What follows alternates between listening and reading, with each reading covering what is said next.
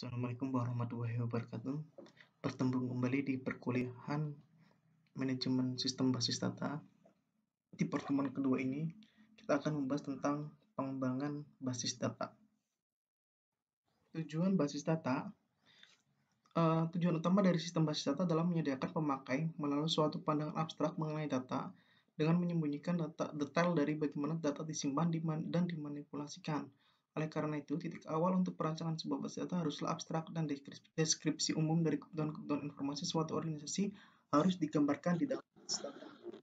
Lebih jauh lagi, jika sebuah basis data merupakan suatu sumber yang bisa digunakan bersama, maka setiap pemakai membutuhkan pandangan yang berbeda-beda terhadap data di dalam basis data. Untuk memenuhi kebutuhan ini, arsitektur komersial basis data yang banyak digunakan oleh penyedia saat ini dan telah mengalami perluasan, yaitu arsitektur ANSI Spark. Basis data itu sendiri sebenarnya adalah tempat penyimpanan sebuah data-data. Katakanlah misalkan teman-teman mahasiswa melakukan registrasi pendaftaran perkuliahan. Kalian mengisi beberapa data. Nah, kemudian apa aksi selanjutnya? Padahal ketika teman-teman mengisi data itu hanya biasanya dengan username atau password yang telah didaftarkan, maka bisa login. Dan di manakah teman-teman itu bisa melihat data-data yang tersimpan. Nah, di situ basis data, katakanlah misalkan yang teman-teman biasa gunakan itu di phpMyAdmin atau menggunakan XAMPP. Nah, data-data itu tersimpan dan terarsitektur atau tertata rapi di sebuah database tabel-label yang dibuat di phpMyAdmin itu. Nah, sedangkan yang ditampilkan itu sesuai dengan apa kebutuhan dari user itu. Katakanlah misalkan mahasiswa. Mahasiswa apa sih yang dibutuhkan oleh user mahasiswa itu? Kalau misal di sini adalah update data dari mahasiswa itu sendiri. Sedangkan untuk admin itu bisa melihat semua data-data dari mahasiswa. Nah, disitulah manajemen sistem basis data yang diinterfacekan atau ditampilkan itu beda dengan apa yang tersimpan di basis data itu sendiri. Kemudian 3 tingkatan arsitektur basis data ANSI Spark. Ada 3 tingkat dalam arsitektur basis data yang bertujuan membedakan cara pandang pemakai terhadap basis data dan cara pembuatan basis data secara fisik. Yang pertama adalah tingkat eksternal, kemudian tingkat konseptual, dan tingkat internal. Kemudian data independence. Tujuan utama dari 3 tingkat arsitektur yang saya jelaskan di slide sebelumnya itu adalah memelihara kemandirian data yang berarti perubahan yang terjadi pada tingkat yang lebih rendah tidak mempengaruhi tingkat yang lebih tinggi. Ada 2 jenis data independence, yaitu yang pertama physical data independence dan yang kedua logical data independence. Prinsip dari data independence adalah salah satu hal yang harus diterapkan di dalam pengelolaan sistem data dengan alasan-alasan sebagai berikut. DBA atau Database Administrator dapat mengubah isi, lokasi, perwujudan dalam organisasi basis data tanpa mengganggu program-program aplikasi yang sudah ada. DBA sendiri itu adalah orang yang mengelola database itu secara langsung, tidak menggunakan program atau aplikasi yang diakses oleh user pengguna. Kemudian yang kedua, itu adalah pabrik atau agen peralatan atau software pengolahan data dapat memperkenalkan produk-produk baru tanpa mengganggu program-program aplikasi yang sudah ada. Katakanlah misalkan aplikasi yang sudah ada itu menggunakan MySQL atau phpMyAdmin. Kemudian mau dipindah ke Oracle, database Oracle.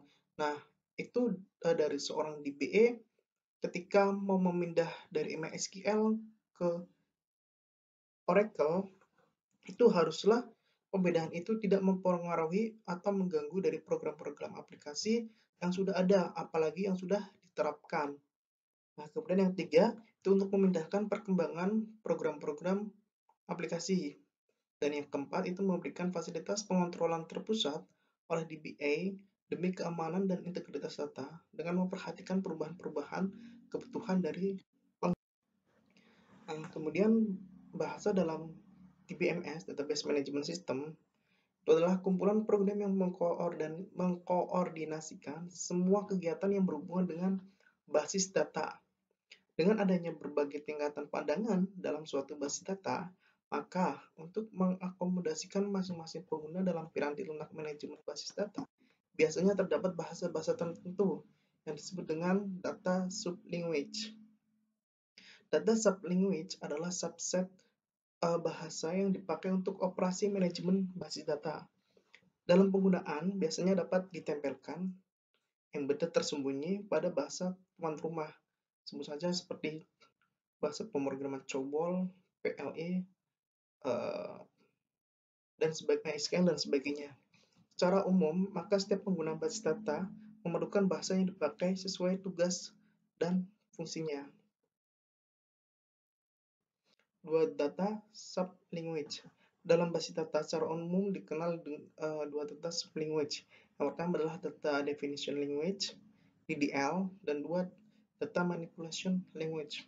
Di semester 2 saya sudah menjelaskan tentang perbedaan dua uh, dua sub language ini.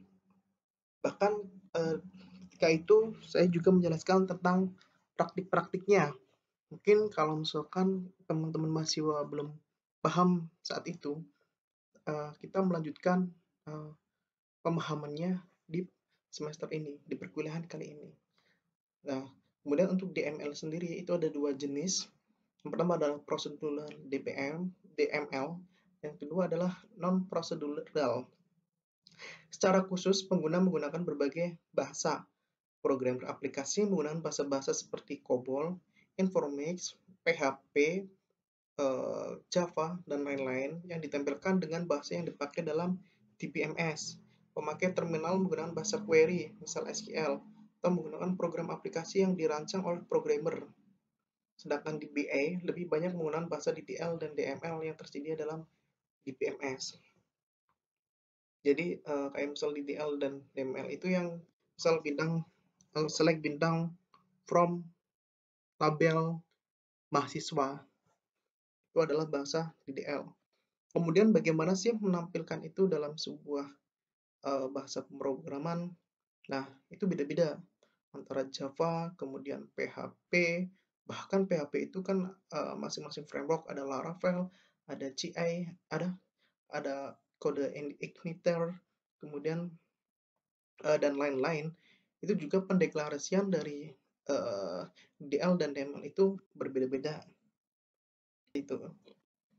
Kemudian tugas dari DBMS adalah menangani semua bentuk akses kepada basis data secara konsep. Yang pertama itu pengguna menyatakan permintaan akses menggunakan DBMS. Dalam hal ini adalah konfigurasi, kemudian DBMS menangkap dan menginterpretasikannya. Dengan konfigurasi itu, aplikasi atau program itu sudah terkoneksi dengan DBMS. Kemudian mencari eksternal atau conceptual mapping, conceptual schema, conceptual internal mapping, dan internal schema. Di BMS melaksanakan operasi yang diminta terhadap basis data yang tersimpan. Proses 1 sampai dengan 4 dapat dilakukan secara interaktif atau dikompil terlebih dahulu. Jadi bedanya itu kalau misalkan database itu adalah data yang sudah tersimpan di dalam misalkan PHP admin. Sedangkan DBMS-nya itu adalah manajemen sistem adalah yang nantinya itu akan ditampilkan dalam sebuah program. Entah itu menggunakan bahasa pemrograman apapun, seperti itu. Selanjutnya model data. Model data adalah kumpulan konsep yang terintegrasi yang menggambarkan data. Hubungan antara data dan batasan-batasan data dalam suatu organisasi. Fungsi dari sebuah model data adalah untuk mempresentasikan data sehingga data tersebut mudah untuk dipahami. Untuk menggambarkan data pada tingkat eksternal dan konseptual, digunakan model data berbasis objek atau model data berbasis rekor.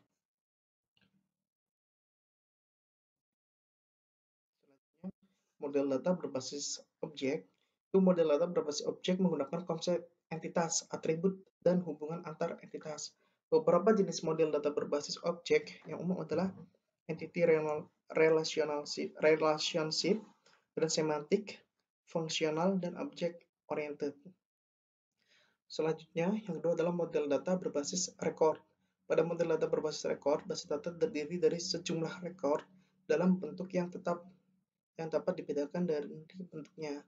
Ada 3 macam jenis model data berbasis record, yaitu model data relasional, model data hierarki, dan model data jaringan. Nah, selanjutnya ini adalah contoh dari model data relasional. Misal atribut nama, alamat, perkuliahan, dan grade, nilai. Itu misal Mr. Eric Tachibana, alamat 123 Kensington, perkuliahan chemistry 102, nilai C+. Nah, ini contoh model data relasional antara data mahasiswa, data perkuliahan, dan data nilai. Seperti itu. Berelasi. Padahal kalau misalkan kita melihat di PHP admin atau di penyimpanan database-nya, itu pasti tabelnya terpisah-pisah. Tabel nama atau data keterangan mahasiswa itu sendiri, kemudian data perkuliahan itu sendiri, dan data nilai itu sendiri. Dan dengan model data relasional, kita bisa menampilkannya dalam satu interface. Jarang sekali untuk digunakan. Nah, selanjutnya fungsi dari database management system. Layanan-layanan yang sebaiknya disediakan oleh database management system itu sendiri adalah penyematan, pengambilan, dan perubahan data, katalog yang dapat diakses pemakai, mendukung transaksi, melayani kontrol konkurensi, kemudian melayani recovery, melayani autorisasi, mendukung komunikasi data, melayani integrity, melayani data independence, dan melayani utility. Selanjutnya adalah komponen database management system. Ini adalah model komponennya. Jadi programmer application, kemudian user queries, DBA database schema, yang semua diproses dalam database management system itu sendiri. Berjalan sampai akhirnya tersimpan di database dan kemudian ditampilkan ke user seperti itu. Selanjutnya tentang query processor, itu adalah komponen yang merubah bentuk query ke dalam instruksi tingkat rendah ke database manager. Database manager itu menerima query dan menguji skema eksternal dan konseptual untuk menentukan apakah rekod-rekod dibutuhkan untuk memenuhi permintaan. Kemudian database manager memanggil file manager untuk menyelesaikan permintaan. Untuk file manager itu memanipulasi penyimpanan file dan mengatur alokasi ruang penyimpanan pada disk. Dan DBML preprocessor itu modul yang merubah perintah DML embedded ke dalam program aplikasi dalam bentuk fungsi-fungsi yang memanggil dalam host language. DDL compiler itu merubah perintah DDL menjadi kumpulan tabel yang berisi metadata. Dan dictionary manager itu mengatur akses dan memelihara data dictionary diakses oleh komponen DBMS yang lain. Nah, ini adalah penjelaskan dari komponen-komponen di komponen database yang di slide sebelumnya dijelaskan. Ini komponen software utama database manager, bisa dilihat. Untuk komponen software database itu sendiri ada authorization control, itu modul yang memeriksa apakah pemakai mempunyai wewenang untuk menyelesaikan operasi. Dan common processor itu memeriksa apakah pemakai mempunyai wewenang untuk menyelesaikan operasi. Dan integrity checker itu untuk semua operasi yang merubah basis data. Integrity checker memeriksa operasi yang diminta memerlukan batasan integritas. Kemudian query optimizer itu modul ini menentukan strategi optimal untuk eksekusi query. Transaction manager itu modul mengerjakan proses-proses yang dibutuhkan operasi yang diterima transaksi. Scheduler itu model ini bertanggung jawab untuk menjamin operasi secara bersamaan terhadap basis data sehingga berjalan tanpa ada masalah antara satu dengan yang lain. Recovery Manager itu menjamin basis data tetap konsisten walaupun terjadi kerusakan. Dan Performance Manager itu bertanggung jawab terhadap pemindahan data antara memori dan secondary storage seperti disk dan tape. Arsitektur di BMS multi-user itu teleprocessing. Arsitektur tradisional untuk sistem multi-user dengan adalah teleprocessing di mana satu komputer dengan sebuah CPU dan sejumlah terminal itu pada gambar 4. Kemudian file server itu proses didistribusikan ke dalam jaringan sejenis LAN, Local Area Network. File server mengendalikan file-file yang diperlukan oleh aplikasi dan DBMS. Meskipun aplikasi dan DBMS dijalankan pada masing-masing workstation, tetapi tetap meminta file dari file server jika diperlukan. Kerugian arsitektur file server itu adalah terdapat lalu lintas jaringan yang besar. Masing-masing workstation membutuhkan kopi DBMS. Dan terakhir, kontrol terhadap concurrency, recovery, dan integrity menjadi lebih kompleks karena sejumlah DBMS mengakses file secara bersamaan. Client server itu adalah untuk mengatasi kelemahan arsitektur di atas, maka dikembangkan arsitektur client server. Nah, seperti itu menunjuk cara komponen software berinteraksi dengan bentuk sistem. Sesuai dengan namanya, ada sebuah pemproses klien yang membutuhkan sumber dan sebuah server yang menyediakan sumbernya. Tidak ada kebutuhan klien dan server yang harus diletakkan pada mesin yang sama.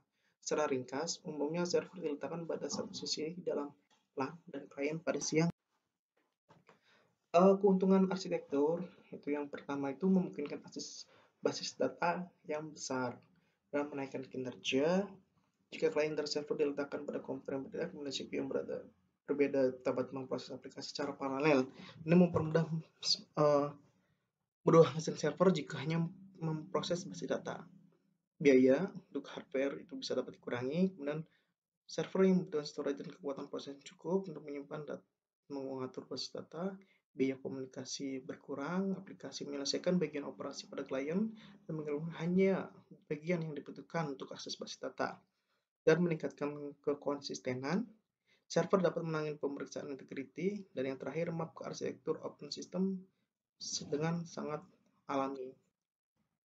Ini adalah ringkasan fungsi dari client server itu sendiri. Klien mengatur user interface, menerima dan memeriksa sintaks input dan dari pemakai, memproses aplikasi, dan server menerima dan memproses data yang diminta dari klien, memeriksa autorisasi, dan sebagainya. Ini adalah arsitektur dari teleprocessing. Ini arsitektur dari file server. Selanjutnya masuk ke data dictionary. Data dictionary adalah tempat penyimpanan informasi yang menggambarkan data dalam basis data. Data dictionary biasa disebut juga dengan metadata atau data mengenai data. Modul mengontrol autorisasi menggunakan data dictionary untuk memeriksa apakah seorang pemakai perlu mempunyai wewenang. Untuk mengerjakan pemeriksaan tersebut, data dictionary menyimpan nama-nama pemakai yang mempunyai wewenang untuk menggunakan DBMS, nama-nama dan item yang ada dalam basis data, data item yang dapat diakses oleh pemakai, dan jenis akses yang diizinkan, misal insert, update, delete, atau erase. Sedangkan untuk pemeriksaan integritas data dictionary menyimpan pertama adalah nama-nama dan item dalam basis data, jenis dan ukuran data item, batasan untuk masing-masing data item. Sistem data dictionary itu dapat dibedakan antara sistem aktif dan pasif. Sistem aktif selalu konsisten dengan struktur basis data karena secara otomatis dikerjakan oleh sistem. Sebaliknya, sistem pasif tidak konsisten terhadap perubahan basis data yang dilakukan. Mungkin itu yang bisa saya sampaikan. Apabila ada pertanyaan, silahkan bisa ditanyakan di forum, di Skalsa, atau bisa chat langsung ke nomor WA saya. Terima kasih. Sekian. Wassalamualaikum warahmatullahi wabarakatuh.